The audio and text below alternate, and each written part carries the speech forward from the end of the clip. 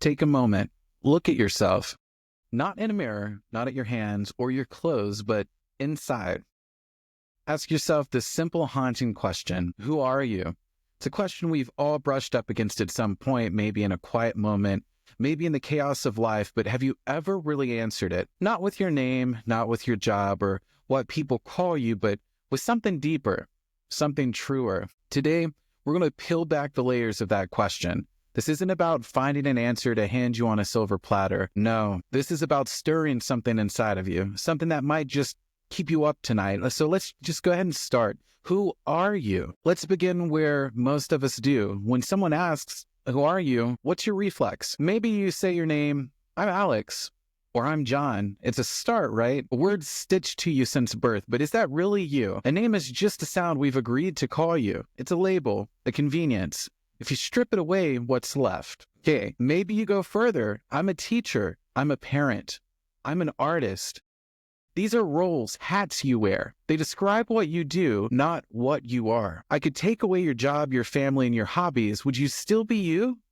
Think about that. If everything you've built your identity on, your career, your relationships, your achievements, if they were gone tomorrow, who would you be then? We live in a world obsessed with these surface layers, social media bios, resumes, introductions at parties, all of these little boxes we cram ourselves into.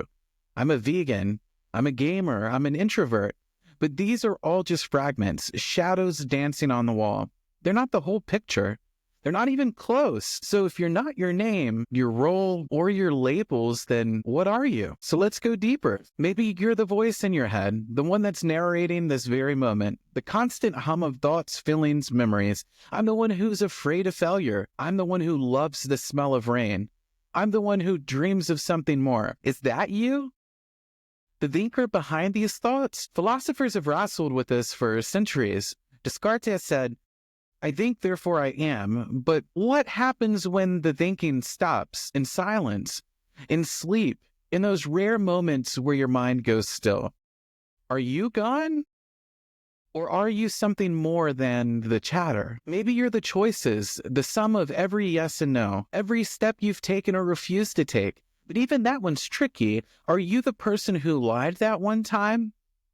Or the one who told the truth the next? Are you the anger you felt yesterday? Or the kindness that you showed today? If you're truly all of it, then you're a paradox, a kaleidoscope of contradictions. And if you're only some of it, then who gets to decide which parts count?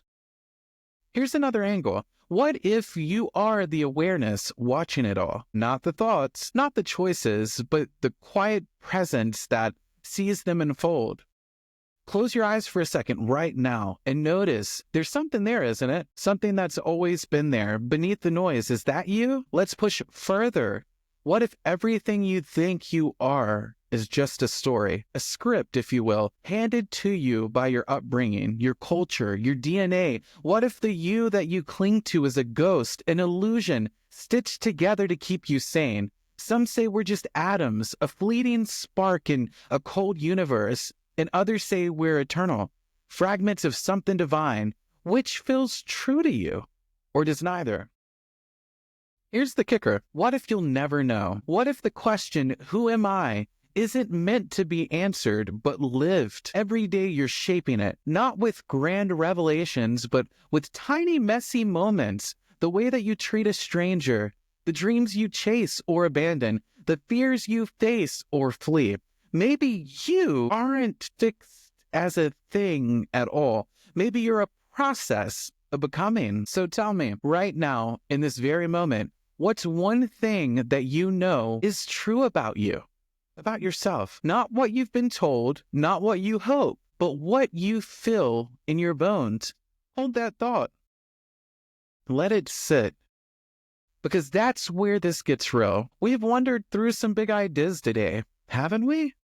From the surface to the depths, from certainty to mystery, and maybe you're still wondering, who am I? And that's okay. Maybe the point isn't even to pin it down, but to keep asking, to keep peeling back the layers, because every time you do, you get closer, not an answer per se, but to something alive, something breathing. So here's my challenge to you. Tonight, when the world quiets down, ask yourself again, Who are you? Don't settle for the easy stuff. Dig, reflect, feel it, and if you're brave enough, drop your thoughts in the comments. I'd love to hear where this takes you. And until the next time, keep wondering, keep searching, because whoever you are, you're worth knowing.